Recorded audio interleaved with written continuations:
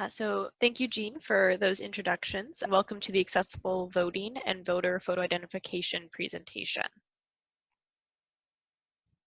So our presenters are me, I'm Sarah Linsky with the Wisconsin Elections Commission, Jennifer Haar with the City of Madison Clerk's Office, and Randy and Virginia Black, who are voters in the City of Madison, who will share their experiences later on in the presentation. Today's presentation will cover the following topics.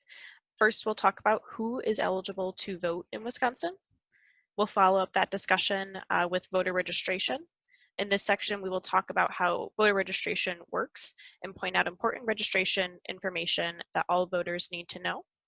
We'll also discuss proof of residence, which is documentation that voters need to bring when they are registering to vote. We will then discuss the voter photo ID requirements and what photo IDs you can use to vote in Wisconsin. Next is Election Day, where we will go over the process to follow when voting at the polls and where accommodations are possible.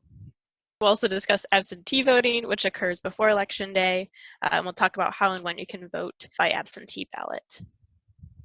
After that, I'll take questions for about 10 minutes and then hand it over to Jennifer and Randy and Virginia Black to discuss their voting experience. So let's get started by outlining who is eligible to vote in Wisconsin. To vote in Wisconsin, you must be at least 18 years of age by the time of the election. You must also be a U.S. citizen. And you must also reside at your current address for at least 10 days prior to the election.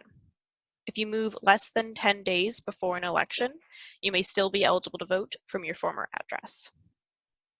You are not eligible to vote in Wisconsin if you are a felon who is still on paper. What this means is if you are still serving any portion of your felony sentence, including probation, you are not eligible to vote in Wisconsin.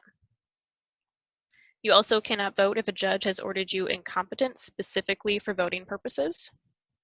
Another lesser-known requirement is that you cannot vote if you have placed a bet or a wager on the outcome of the election. And of course, you're not eligible to vote if you've already voted in that election. You can only vote once in each election.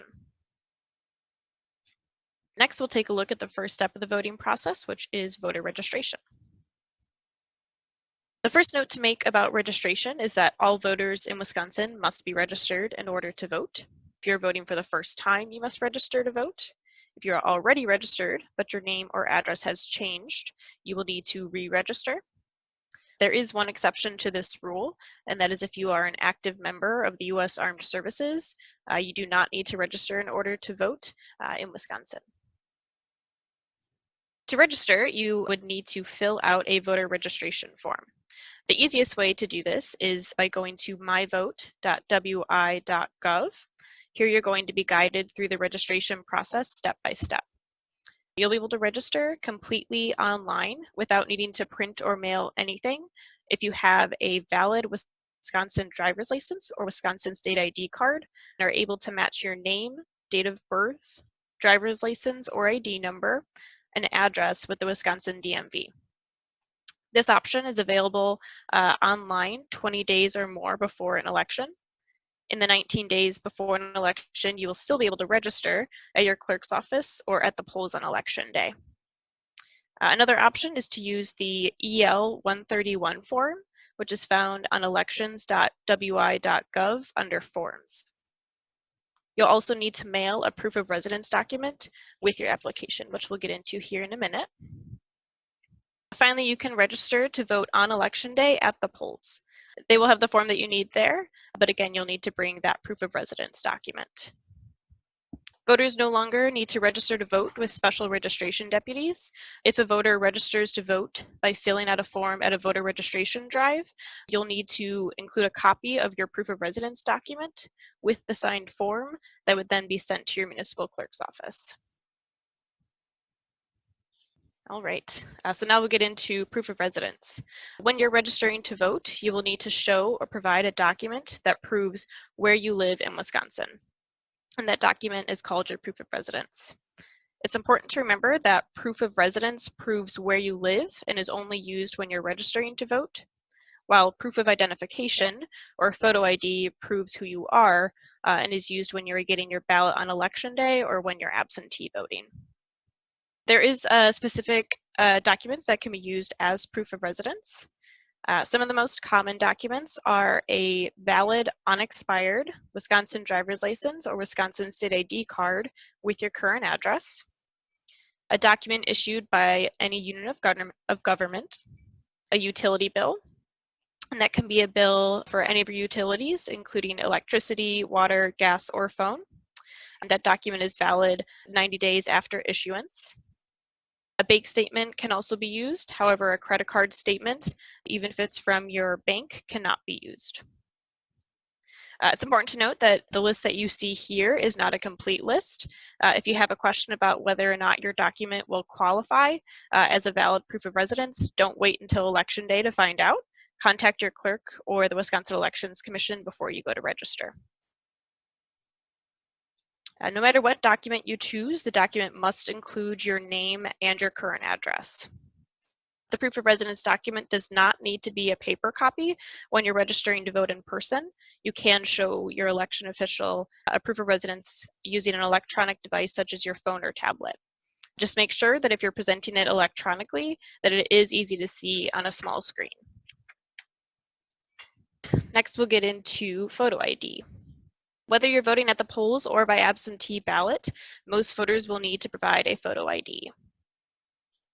Many people already have the photo ID that they need to vote. Important note to make here is that there is no separate voter ID card. Photo IDs for voting are all existing forms of ID that many people already have. There's no special voter ID card. There are a number of government issued IDs that can be used to vote. We're going to go over each of those.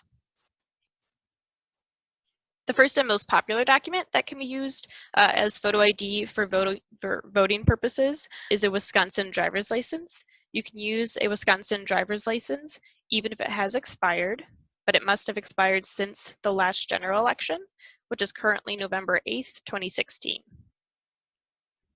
The next is a Wisconsin state identification card. The same rules apply for an ID card. If your ID is expired, you can still use it to vote, even if it expired since the last general election, which is currently November 8th, 2016. A U.S. military ID issued to a member of the Uniformed Services can also be used. This is an ID issued by the U.S. Department of Defense. You can still use this ID if it is expired, but since the last general election.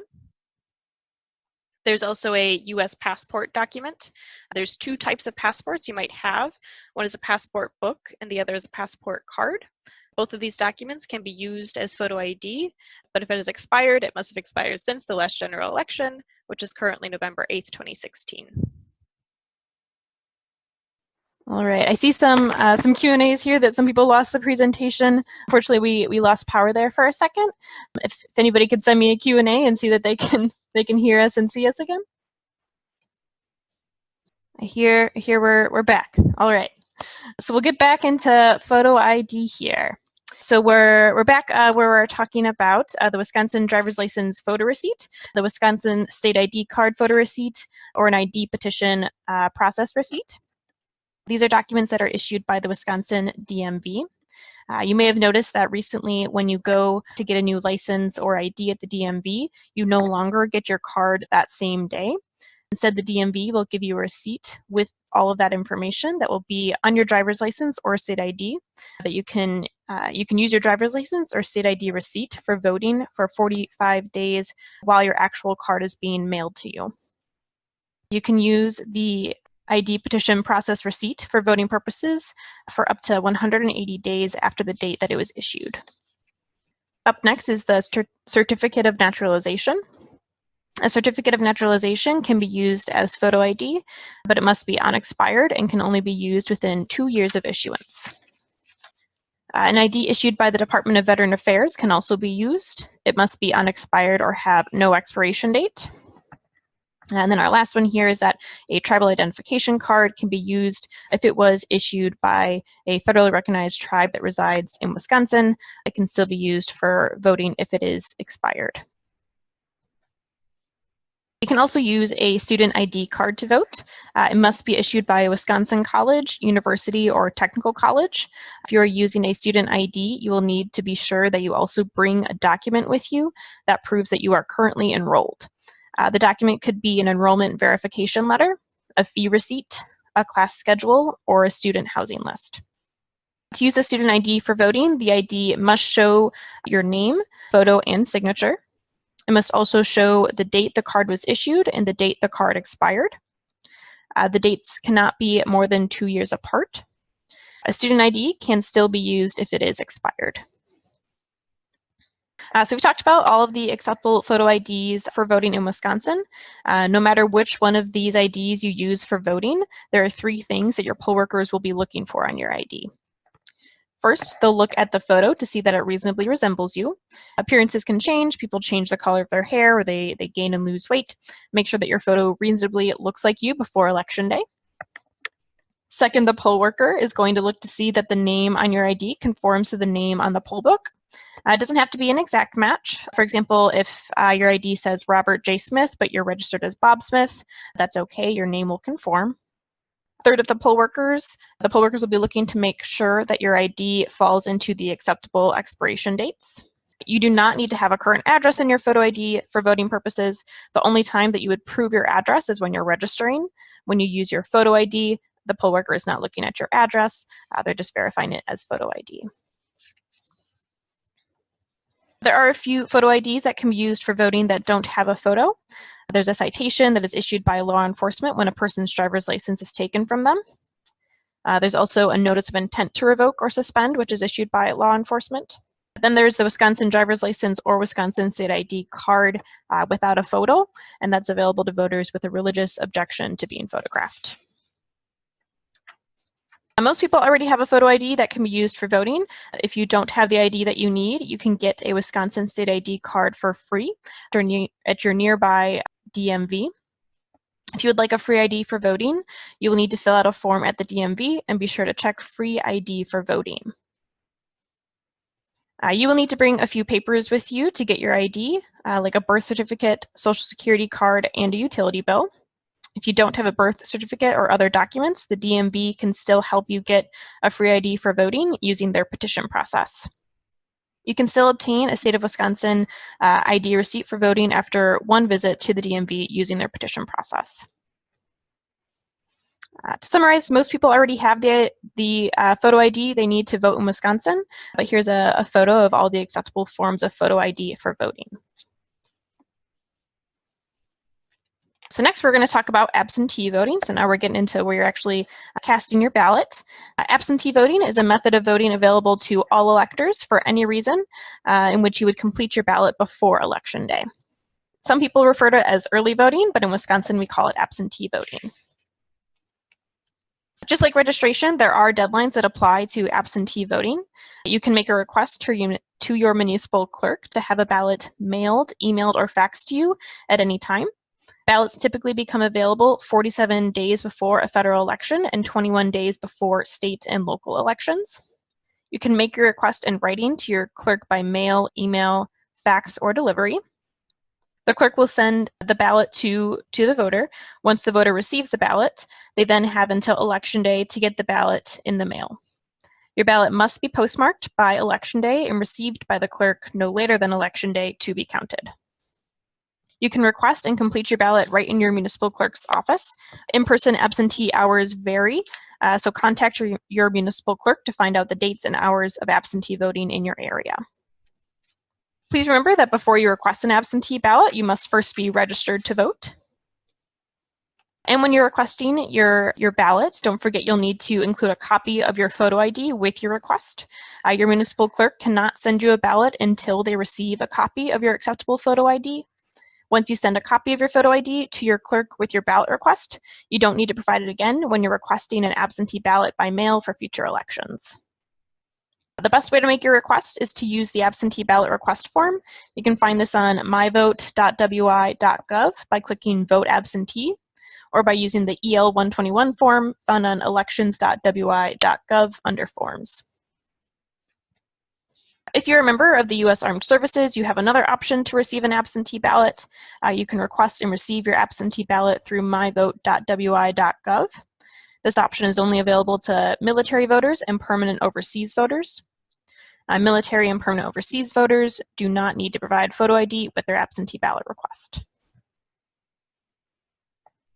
And definitely confined voters, or voters who have a hard time getting to the polls due to age, illness, or disability, can request that a ballot be automatically sent to them for every election. They will continue to receive a ballot for every election until they fail to return one. Indefinitely confined voters are not required to send photo ID with their request. Instead, indefinitely confined voters will have a witness sign their absentee ballot certification envelope to verify the voter's identity. All other types of voters can request a ballot either for one specific election, or you can request that they be sent to you for an entire calendar year. Once you receive and complete your ballot, it is important that you make sure you complete your absentee certificate envelope. This includes your signature and the signature of your witness. If you do not complete the certificate correctly, you and your witness will have to come to the clerk's office by election day to correct it in order for your vote to be counted. If you do not complete the envelope and do not fix certification by election day, your ballot will not be counted. Finally, many voters choose to go to the polls to cast their ballot on election day itself. There is a process that you will need to follow at the polls in order to receive and cast your ballot. Finding your polling place is the first step of that process. Each Wisconsin voter is assigned to a specific polling place based on their address. To find your polling place, visit myvote.wi.gov or call your local clerk or the Wisconsin Elections Commission to find your polling place. When you get to the polls, you will need to register if you haven't already. Remember that you only need to register if you are a first-time voter or you've changed your name or address since the last time you registered. All right, so once you get to the polls, you will need to state, show, and sign. To state, you will state your name and address to the poll worker. You must state your full name as you are registered and your current address. Then you will show your acceptable photo ID. Remember that the poll workers are looking at your ID to see that your picture reasonably resembles you, that your name conforms to the name on the poll book, and that your ID isn't expired or has expired within the acceptable time frame. You do not need to have a current address on your photo ID. Then you'll be asked to sign the poll book next to your name and address. You should sign the poll book using your typical signature, whether that is your full printed name or an X. If you're unable to sign the poll book due to a disability, let the poll worker know and you will be exempt from the signing requirement. Then you will receive your ballot. You will then take your ballot into a private booth or use the accessible voting equipment to make your selections. If you don't have your photo ID on election day, you can still cast what is called a provisional ballot. You'll have until 4 p.m. on the Friday after the election to bring your ID to the municipal clerk's office in order for your ballot to be counted. There are accommodations at polling places for voters with disabilities. We run audits on polling locations to verify that polling locations are meeting ADA standards. Every polling place in Wisconsin is required to be accessible and have accessible voting equipment. You can go to elections.wi.gov to find out which equipment is used in your local municipality. There's also curbside voting as an option, which is where a poll worker will conduct voting at your car if you're unable to get into the polling place. If you're unable to sign the poll book due to a physical disability, you can be exempt from that requirement. And if you would like to have somebody assist you in the voting process, you may bring anybody of your choosing as your assister. Just be sure to let your poll worker know so that your assister can also sign the poll book. All right. Don't forget there's always changes at polling locations in every election, so please be patient and kind to your poll workers. All right, with that, I'm going to see what questions we've had coming in, and then we'll get into our voter experience. All right, I see there's a question if a student ID from an out-of-state school can be used. The answer to that question is that it can't. All student IDs need to be a Wisconsin college, university, or technical college. There's another question if it's necessary for overseas voters to request absentee ballots for each election. Overseas voters would need to request, similarly to how voters would request here, they can request per election or they can request on an annual basis, but they would need to up on that annual basis. We've got a question here. If out-of-state students, how would they vote? Do they vote in their home state? Typically, if they they have the option, they can either register here if they have all of the necessary documentation and vote here, but some do choose to vote absentee in their home state. I have a question here that if you vote absentee, can you vote at the polls? The answer to that is you couldn't cast both ballots, but if you request an absentee ballot and you've completed your ballot, you can bring it to your polling location to be dropped off and to be counted, provided you have all of the necessary envelope information completed as well. All right, see if there's any other questions coming in here. I do have a question that's reminding people where to call to make a complaint if you have accessibility concerns. I don't have the number in front of me, but we can provide that in the materials after. I also see a question on how to use accessible voting equipment. I believe our voters here are going to get into that in a second. I have a question here on the provisional ballots. There's 3 situations for provisional ballots. It is if you don't have your photo ID available, if you're not able to provide your Wisconsin driver's license number, though you do have one.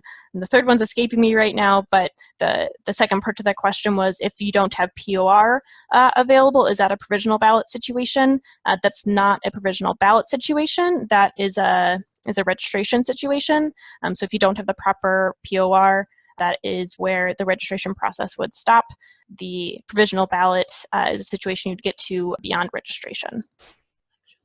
Yeah, I've got Jean asking a question here of when are the elections this year. The primary is August 14th, so that's coming up here in a bit. I believe the 20 days before that you would need you can register online is July 25th. And then the November elections is November 6th, I believe. I do see a question here. It looks like how does somebody vote when they are voting curbside? That process works a little bit differently in every polling location. Typically, if you do plan to vote curbside, I would notify your municipal clerk and set up a time and just let them know that is the way that you would like to go about it. So contact your clerk and let them know. Typically, you can set a time and have it be prepared before you arrive. All right, with that, I think I'm going to hand it over to Jennifer to speak here with our voters from the City of Madison Clerk's Office. All right, I'm hoping that we've got everything set up and that you guys are able to hear me and hear Randy as well, who is joining us today. All right, I think Randy and I are both online. Randy, do you want to say hi again, and then we'll ask some people in the chat box if they wouldn't mind letting us know if they can hear both of us? Okay. My name is Randy Black. It's indeed a pleasure to be a part of this presentation. I hope the folks out there in webinar land can hear both of us. If you cannot, please let us know. Or if you can, please let us know. All right, so feel free to continue to add any questions to the chat box while we are speaking with Randy, and we will make sure to get to those after the questions with Randy.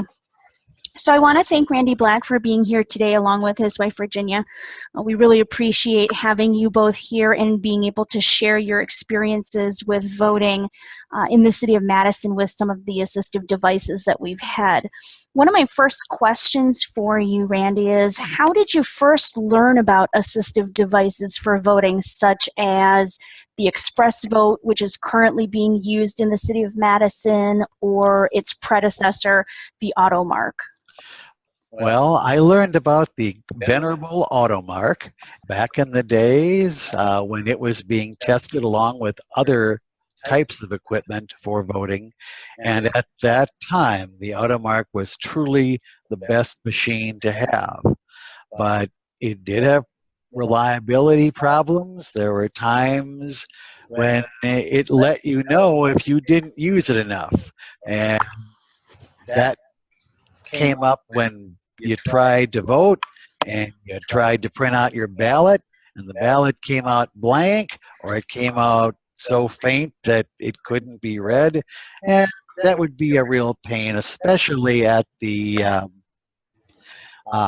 voter sites, voting sites, polling places. And so that was part of the reason that my wife and I have chosen over time to vote absentee. A, we believe that absentee voting is really important to do. And B, we knew that while poll workers work hard and do a great job, for us, and it was a lot less stress to vote at the clerk's office. And we knew that the folks there would know how to solve any problems we could possibly bring up to them. But that early on, a friend of mine was involved in looking and reviewing the equipment that was available from various vendors, and the Automark was picked. And as I said, it was a good pick at the time. The express vote option is now being used. It definitely is an improvement. It works really well. It seems much more reliable and much more stable. The only thing that can be difficult is, like the Automark, doing a write-in vote can be, it takes time because you have to get used to using like a cell phone keypad to enter your letters one at a time. You can't just dictate something that says, I want to vote for Joe Schmo for county sheriff. You have to type in Joe Schmo, and it takes time to do that. And not everyone wants to take that time. But for doing a ballot where you vote for the candidates, I believe that the express vote is a really useful option. It's an accessible option, and most importantly, it's a private option. I don't have to tell someone else who I'm voting for. If I want to vote for the right not to vote party, that's my business, and I have the right to vote for that should it actually be an option. But thankfully, it's not. So, but I'm very proud that accessibility in the city of Madison has the priority that it has. It makes you truly feel like a first-class citizen, and that's important. Thank you. One of my other questions for you is, prior to, I guess, the advent of using assistive devices for voting in the city of Madison, how did you cast your votes? Well, back in the olden days, as they say, you could use a poll worker, and a lot of my friends did, and I'm sure I did. Although, you know, when I turned 18, I know I became a voter, but I honestly don't remember how I voted back then and what alternative techniques I used. But when my wife and I moved to Madison, we got to use those big, very large voting machines in booths you went into. And so I think I used a poll worker once until they tried to tell me that maybe I didn't want to vote for who I thought about voting for, or why would you want to do that? And so after that happened, my wife and I decided that we would go in together, and while my vote wasn't totally private, I trusted that she would assist me in a way that I felt confident that the ballot would be filled out the way I wished. Thank you. After having used the express vote for a couple of elections now, what's some of your favorite features? Well, the speech is, I think, better than the Automark speech was. I'm trying to, in some ways, when I first told me it changed, it's very much like, gee, it's just kind of like the Automark. It doesn't look all that different, but, you know, I've only used it a couple of times, and memory fades with time. So, but I think the speech is better on it. It just seems to be a more reliable product, and I could, you know, turn the speech volume up and down, so I didn't have to have it blaring where everyone could hear who I was voting for, or have it so quiet that it couldn't be heard. So it just seems to be a more reliable product. It's taken the Automark and just made it a machine that is much easier for anyone to use. And in fact, my wife has chosen to vote using the express vote because it is accessible, not just for me, but it also is accessible for her. And if it's okay, I'd like to have my wife talk about her experience with accessible voting and why she uses the machine, because she doesn't have to. She could use anything that she could just use a regular ballot, but she chooses to use the voting machine, and I'd like her to tell you why. My name is Virginia Mayo Black. I am proud to be married to my husband, who is blind. Part of why we made a decision to vote at our city clerk's office is because, as wonderful as poll workers are, there were times when more attention was focused to my husband's service dog than to my husband. That can be very uncomfortable. That, to me, is part of the whole accessibility issue. As my husband has indicated, we go back to the times when we used what we lovingly referred to as the boat anchor machine, the machine that poll workers always had a problem with. And as people who have participated in the City of Madison's poll worker training for a number of times, we always urged a number of things, one of which was poll workers, when you're at that site, use the accessibility equipment. That way you can provide triage, that way you feel the comfort level, that way you know what the experience is, and you can say, this is not the most private location, let's make it a little more private. What we have now with the express vote, it just sort of appeared for us when we went to the clerk's office, or at least that's my recollection. My sense was that this is pretty good. It's a huge, huge improvement over our good old boat anchor. More importantly, I have confidence as the sighted spouse who wants my husband to have all of his civil rights, that his vote is going to be treated just like my vote. He's got privacy. He can write in if he wants. He can make his own decisions. And despite the fact that while we disagreed over candidates when voting, what he's wanted has always been my goal. He now controls that. That's what way voting should be. Voting is so important that you need to have your integrity, the integrity of that vote protected. Why am I using that system now? As somebody who's over 65, I'm starting to go part by part. My knees are bad, my back is bad. Slowly but surely, as somebody who's mobility challenged, I want the comfort of that machine. It's easy, it's fast, and if we're lucky, we can get back to our motor vehicle without having a parking ticket placed on it in downtown Madison. And it's also a pleasure to deal with the clerks. That's in part why we vote at our absentee at our clerk's office. It's great technology. I've watched this issue for a number of years, decades in fact, as a reporter and as somebody who worked at the old Wisconsin Elections Commission. It's nice to see it there. What I want is for more folks with different abilities to flood vote, to get in there and vote.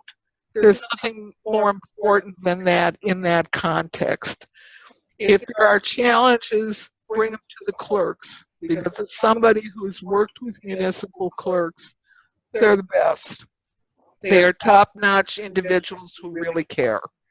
And that's what's important to me, not only as my own, as a voter myself, but as somebody who is in love with a disabled person who wants the same civil rights for him. I'm going to hand things back to my husband because he's way more elegant than I am. Thank you, Virginia. Gee, I guess she's not going to join my Right Not to Vote party anytime soon. Randy, was there anything else that you wanted to add about using the express vote machines, or why people should consider it as a viable option? Well, I think it's important to show that it's not a piece of second-class equipment out there for the disabled to use and, just have it hiding somewhere. It's a viable way to make your feelings known in an election, and it can be used by myself, who is blind, people with other kinds of disabilities, or the average Joe voter who might just need a little larger screen to look at so they can see who they're voting for. And the more folks who use it, the more likely it is that other municipalities will have accessible voting machines that really work. I mean, there's some stuff out there, or at least that has been out there, it wasn't too good. I think at one time somebody tried to hook up something to a cassette recorder. That was way back in the day. I don't think it was too accessible, but there were some strange options that were available. Hopefully the express vote is really taking over because it's a good quality piece of equipment. Thank you so much. I did want to mention, I think the question had come up a little earlier. You can see on your screen, the slide is just showing a screenshot of what the express vote looks like. I wanted to let everybody know what we're doing in the city of Madison to get our poll workers and to get, I guess, just the general public comfortable with this new machinery. We've been holding, for example, mock elections where businesses or groups can request the clerk's office to come out, and we can run a mock election using all of the equipment, including the express vote. And I think that this really gives people a chance to get comfortable with it prior to election day. We also are really pushing use of the express vote during our early in-person absentee voting here in the city of Madison. We also got great training materials from the company that makes the express vote. So if you have any questions, you can always reach out to the city of Madison, and we will certainly. Well, as long as I've got the mic, I do have a couple of questions. And one thing that I know comes up very often in election integrity is whether your vote is secure. So does this machine have any issues with vote security? That's a great question. This machine simply marks your ballot according to what you've told the machine to mark. It doesn't count anything, and it doesn't store any scans, for example. It simply marks the ballot as if you had a pen in hand. And then it produces, you're right, a paper copy, which you would then feed into the tabulator to actually be scanned and counted. Because it really is just another ballot. It's not anything special that has to be done ahead of time. Correct. There's nothing exceptionally different about this ballot than a paper ballot somebody would fill out by hand. The only other question I had, I know before during Sarah's wonderful presentation, at some point passports were brought up. And I'm assuming that the passport deadline is the same as anything else. If you have an expired passport, does the deadline still go back to the November 2016, or is a passport unique? That was correct. For the passport, it can be expired, but it has to be since the November 2016 election. Sweet, that's what I thought. So if anyone has any questions for either my wife or I, we're happy to answer them. Otherwise, we have been really happy to be a part of this seminar, and we thank all of you folks for attending either today or via the archive. Looks like there's a question in the chat box. How do you request to use the accessible voting options at your polling place? Do you have to prove that you need it?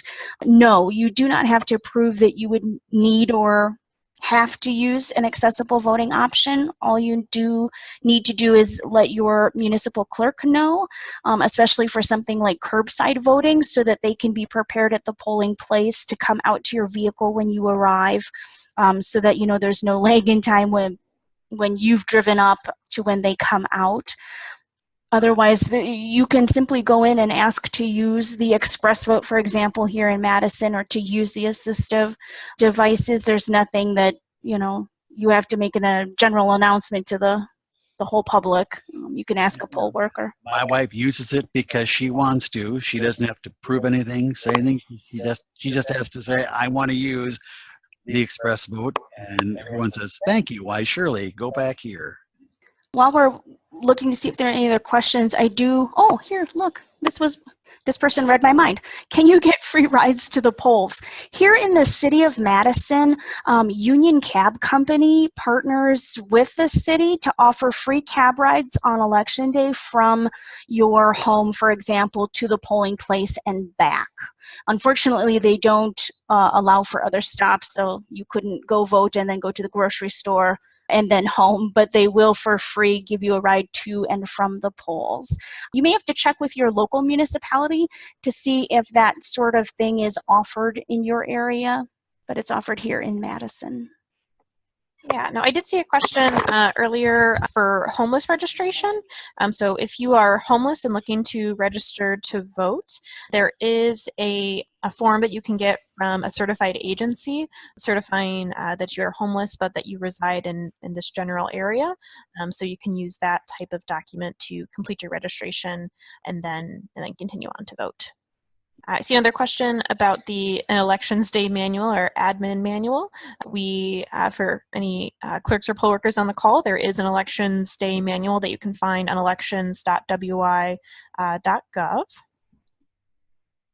We're just looking through the questions to see if there's any that we missed. There's a question about how to use a accessible voting machine, and like Jennifer said, that you would request your poll worker that I want to use that, and anybody is able to use that machine without providing any kind of proof. Everybody is able to use it, but I will again say that not every municipality uses the express vote. There's a lot of other options out there. If you go to elections.wi.gov, we do have a directory of all of the different types of equipment used in each location so that you can get an idea of what will be there before you go. And I can't speak for how it works on the sighted end of things, but when you put your ballot into the machine, if the headphones are plugged in, you will be getting speech instructions that will tell you how to do your ballot step by step. I'm sorry, I didn't understand your question. Would you repeat that? To move around on the ballot, you use the arrow keys, left, right. up, down, left, right. Yes. Okay, thank you. It looks like there's a question to see if you can get speakers to speak about this at a meeting. I won't speak for anybody else in the group, but if you contact the Wisconsin Elections Commission, it's possible that we can set something up. We do have a lot of partnerships with different groups that also assist in these kinds of things. All right, someone's asking to see if we could include a sample form for the documents that the homeless might use to get registered. I can see if we have one at the state level. Otherwise, I can see if I can work with the agency to get one available. And I'll give a little plug here for the Wisconsin Disability Vote Coalition. They're happy to speak or provide any trainings on the information that you saw here today. One final question here. When people are absentee voting, the question is, will they be a postage paid envelope? I believe that an envelope is included that has postage paid as you receive your ballot that you can then return your ballot in. So that is all covered there. Okay, we'll go ahead and just wrap up here. First, I'd like to thank Jennifer, Sarah, Randy, and Virginia for coming and sharing with us their experiences with voting. And I'd like to thank all of you for taking the time to attend. As I said at the beginning, we'll be sending out the archived link mid to late next week for anyone to use, and we'll include any web links that Sarah mentioned during her presentation. Just as a reminder about some upcoming events here at the Council, we have a Dining in the Dark on July 12th in the Madison area. Vignette Dining is actually doing a vegetarian dining in the dark experience for people. For any of you who are in the Manitowoc, Sheboygan area, we're having a low vision fair at UW Manitowoc on August 10th. And then on August 14th, for those of you who are in Appleton, Ginger Roots again is doing a Dining in the Dark event for us there. All wonderful food, having experienced both the Vignette Dining and the Ginger Roots folks. They do a great job. All of those events are listed on our webpage at www.wcblind.org. Thanks to everyone, and have a good afternoon. Bye for now. So